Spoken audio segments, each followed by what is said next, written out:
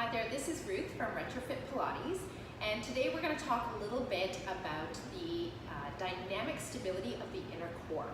So we know that the core is comprised of the diaphragm and pelvic floor, the transversus, and the multifidi that run up the spine. Today we're going to focus mostly on the relationship between the rib cage or the diaphragm and the pelvic floor, and we know that they work together a little bit like a piston.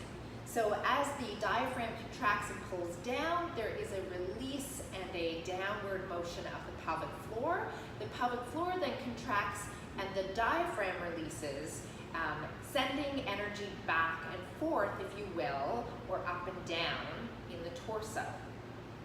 So if we look at a flex band, and we look at the relationship between the top of the flex band and the bottom of the flex band, if we put equal pressure on the flex band, it remains taut. So we go up and we go down, just like our inner core unit is doing. If we lose that rhythm between the pelvic floor and the diaphragm, we then lose that tautness on the flex band. And when we lose that tautness or that transfer from up and down through the torso of the pressure, that pressure has to go somewhere. So for some of us, that means that the extra pressure will go forward. For some, it'll go to the sides. For some, it might even go to the back. But most typically, it will go down into the pelvic floor and possibly cause some dysfunction of the pelvic floor. So what do we want to do with our clients when they are doing things like forward flexion and maintaining that deep core and abdominal pressure downward on the pelvic floor?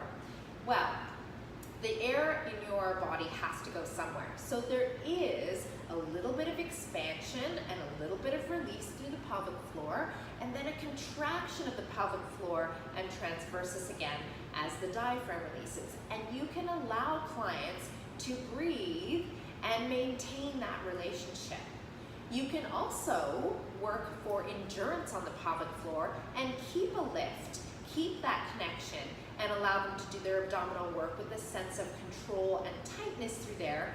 But then the ribs have to move in order for the breath to actually be able to come in and out of the body. Neither of them is wrong. It's just a different idea on how you're working that core center. I would say that there might be, you might encourage your clients to do some of both so that we're not creating dysfunction at any point. I hope that's a helpful insight for you. Let me know if you've got any questions. Thanks very much.